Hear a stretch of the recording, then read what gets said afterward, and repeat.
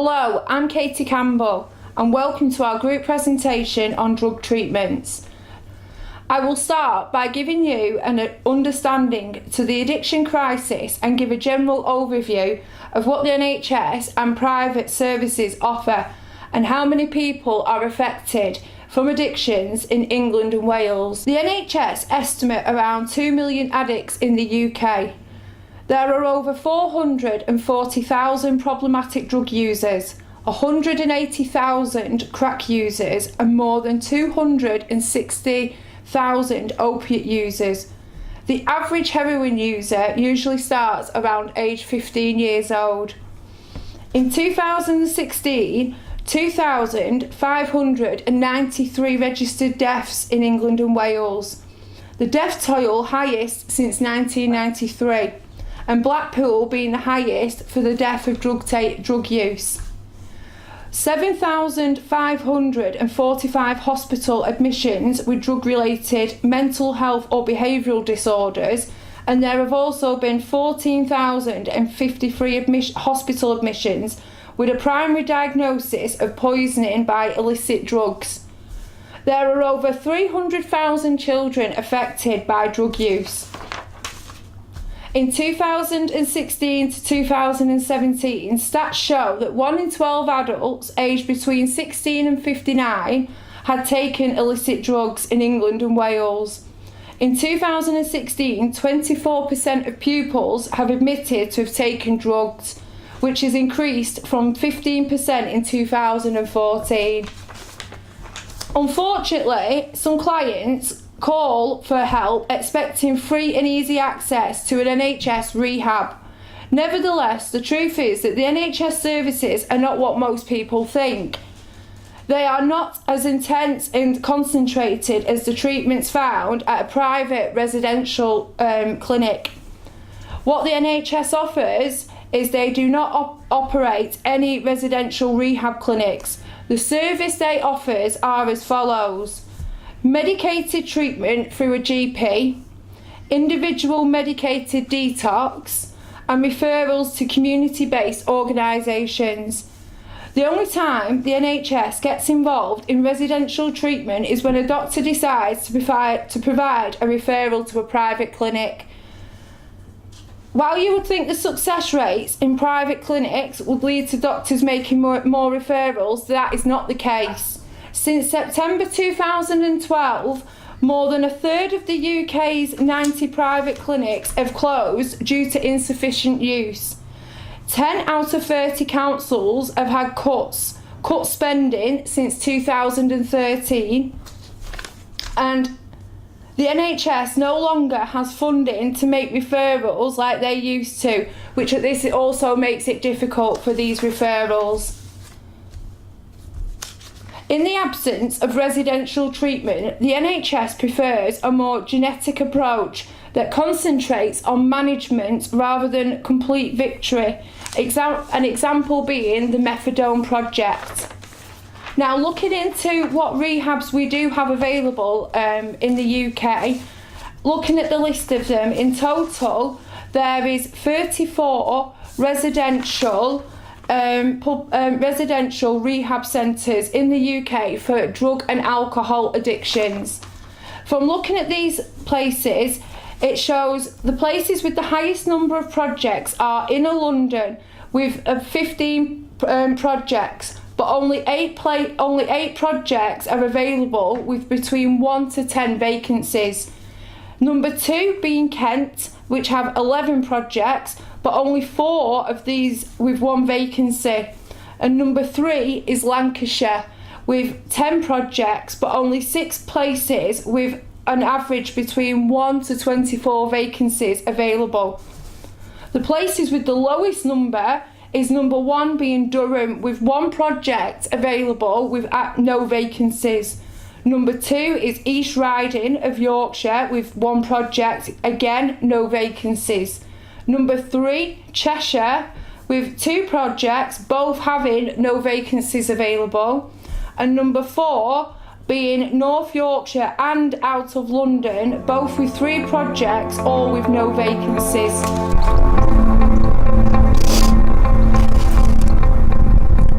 Hello, and here I am outside the Shardale residential here at Living St Anne's at Taylor House. Taylor House was purchased in 2013 following an £180,000 refurbishment programme. It then opened in May 2013 to participants. This house in Living St Anne's is the largest residential treatment facility in the northwest of England. They have 36 vet beds available with shared furnished bedrooms for clients. There is then a communal living space downstairs with a big television. This residential service can be for long or short term stay, with most clients usually staying for an estimate 9 months. The Shardale programme provides numerous interventions such as a group therapy, CBT, individual therapy and relapse prevention schemes. The programme provides support for individuals with a problem with substance misuse such as alcohol, illicit drugs, prescribed and mood altering substances. Shardale is not a 12-step approach, but as a choice theory has a lot to do with the basic concept of serenity. It's about figuring out what one person can control and knowing your boundaries. Social may be able to refer you, but it has to be on your own account, and unfortunately it has to be self-funded as the NHS don't provide funding towards these kind of residential homes. What are drugs? A drug is any substance, with the exception of food and water, which when taken into the body alters the body's function either physically or psychologically. Drugs can be legal, for example alcohol, caffeine and tobacco, or illegal, cannabis, ecstasy, cocaine and heroin. Psychoactive drugs affect the central nervous system and alter a person's mood, thinking and behaviour. Psychoactive drugs may be divided into 4 categories: depressants, stimulants, hallucinogens and others. What is addiction and its causes? So addiction is a chronic disease that affects the reward structure of the brain. It is caused by neurochemical reactions that are prompted by the introduction of certain substances and behaviours. Addiction impairs a person's judgment, psychological independence and emotional well-being. Overcoming addiction requires therapeutic intervention and ongoing support from an addiction specialist. Addiction develops when a person becomes physically, psychologically and emotionally dependent, most often to drugs or alcohol. It's defined by a collection of unique characteristics: a chronic inability to abstain from a certain substance or behaviour, behavioural impairment or loss of control, cravings for a substance or a behaviour, continued use of a substance or engagement in a behaviour despite evident consequences such as financial ruin, damaged relationships or career loss, inappropriate or dysfunctional emotional response when access to substance or behaviour is removed. Alcohol or drug addiction can affect almost every aspect of an individual's life, including their relationships, their finances and their professional endeavours. Many people who struggle with addiction experience memory impairment and physical health problems, including chronic disease and disability. There are 3 theories of drug use: biological theories, psychological and sociological theories. A theory of drug use would attempt to explain why people, or some people, use or abuse psychoactive substances. Some biological theories of drug use are based on physical causes such as genes, hormones, neurological factors, and genetic theories of drug use rely on chromosomal differences in the population which influence the predisposition to take or abuse psychoactive substances. Reinforcement theories of drug abuse are based on the idea that the drug is caused by the reinforcing effects of psychoactive drugs. Positive reinforcement, it gives motivation to continue using drugs because of a positive sensation, and negative reinforcement is motivation to continue using drugs to avoid the withdrawal symptoms. Inadequate personality theories of drug use are based on the notion that young people who lack self-esteem are unable to cope with life, who are failures, or they turn to drugs to drown out the feelings of failure. The subcultural theory is an explanation of use, abuse or addiction based on the notion that group-based norms, values, beliefs and behaviour influence drug taking.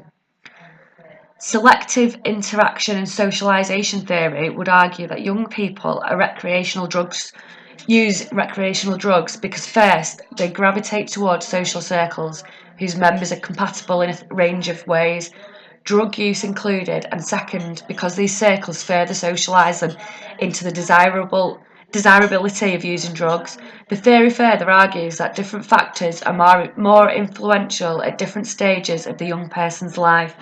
That is, as he or she moves from younger to older adolescence into young adulthood. Alternative therapy.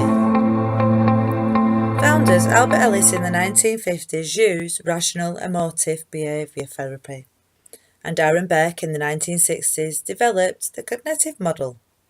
Both methods merged as cognitive behavioural therapy, known as today as CBT. This approach is a treatment that was originally developed to treat depression, but has also been expanded to improve symptoms of various mental health illnesses and issues including addiction, anxiety, psychosis and trauma. How does CBT aid in addiction recovery?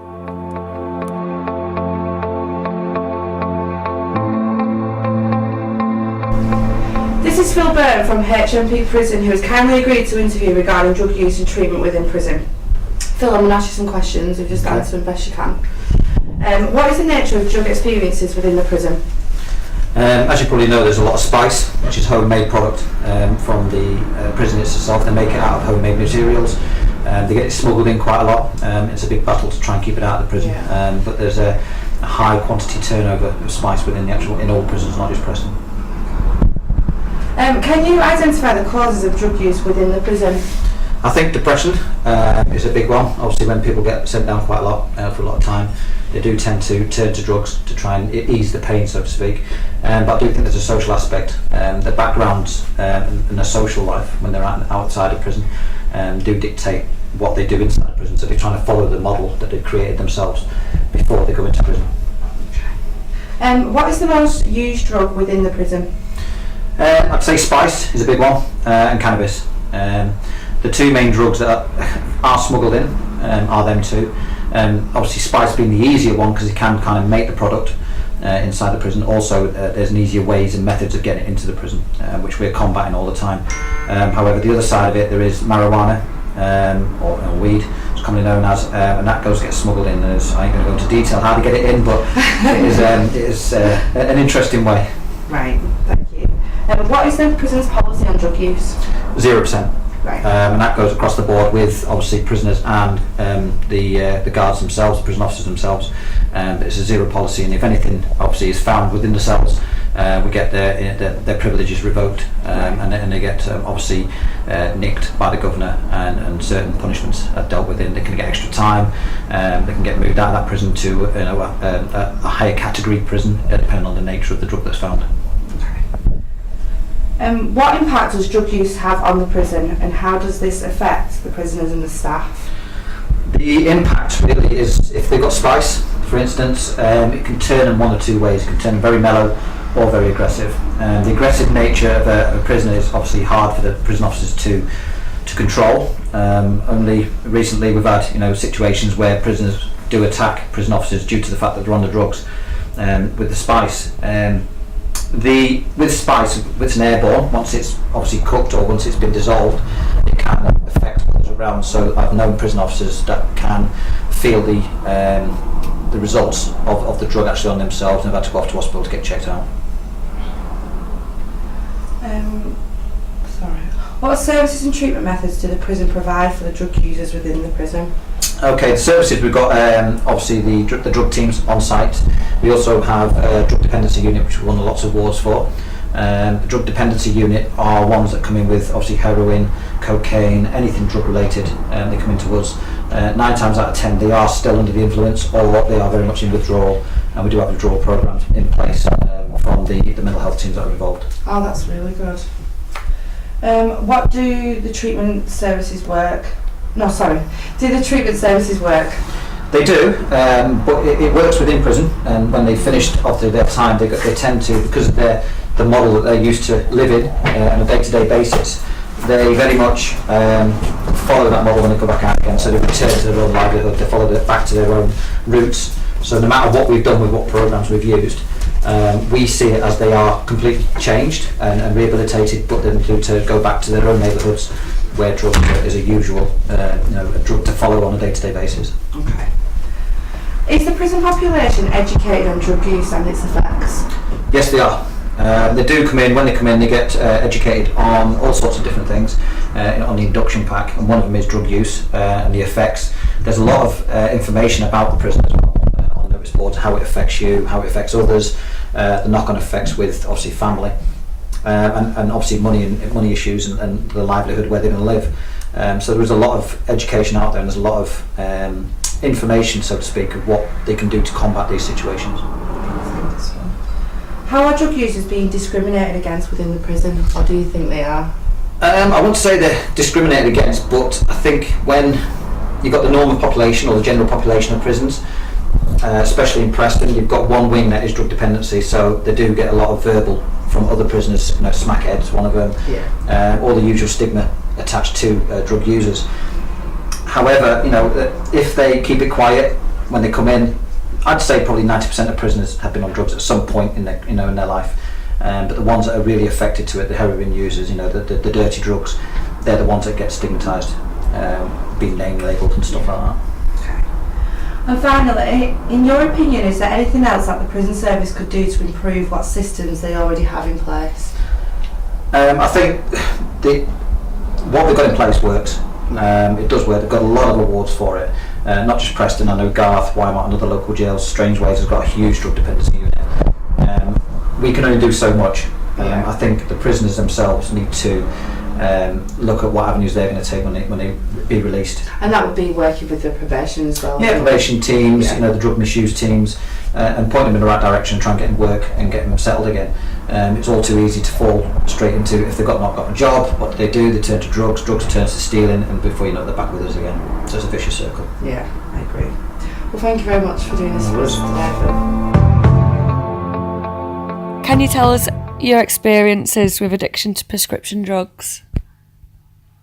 Okay, so I started taking dihydrocodeine around 4 years ago due to back problems. My doctor gave me a prescription for 100 dihydrocodeine and was told I could take up to 8 a day and to take them as and when I needed them. They worked extremely well and my back pain was almost non-existent. I was only really taking them once or twice a day, and that was enough to stop the pain. But as the time went on, I started to get tolerant to them and had to take them more often for them to work as effectively as they were at the beginning. Also, my doctor had put the dihydrocodeine on a repeat prescription, so I was able to get 100 tablets every 12 days. Before I knew it, I was taking 8 a day, every day, as I would feel achy and restless without them, and then started taking 9 a day, and then 10 a day, and so on until I was on almost 20. My doctor was quite happy to keep issuing me the tablets and didn't really explain at all how addictive they are. They also weren't aware of the fact that I was taking more than I should. They just kept issuing the prescriptions. When they did eventually realise what was going on, I was getting 100 from them, and then I was buying 100 online from a pharmacy. And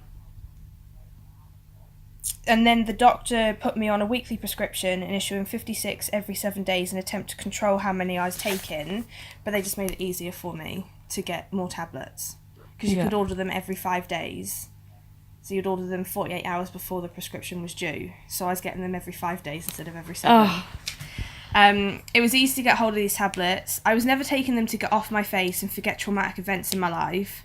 I was taking them to stop my back pain, and they would give me a high when I did take them, but my body started to get used to them and tolerant, and I had to take more and more to stop my body withdrawing.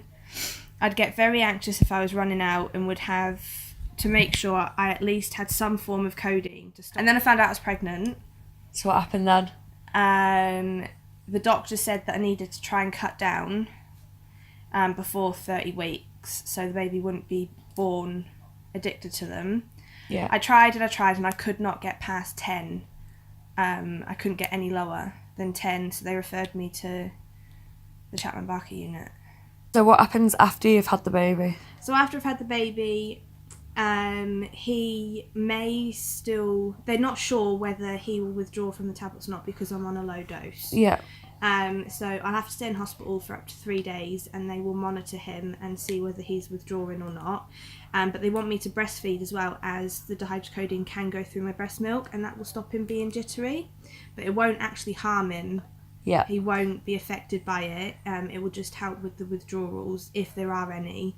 They do say that a woman who can be on 40-50 milligrams of methadone a day, when she gives birth, the baby might not withdraw at all. And then a woman who's on 5 milligrams of methadone and she gives birth, the baby could withdraw. Yeah, so there's no rule about it. So yeah, but everything's fine now with the 8 tablets a day and just kind of coping. Then when he's born, once I start weaning him off the breast milk, it will also wean him off the dihydrocodeine, and I will be weaning myself off them as well. At the same time? At the same time, yeah. Thank you for taking the time out to speak with us, and we hope everything goes well with your pregnancy.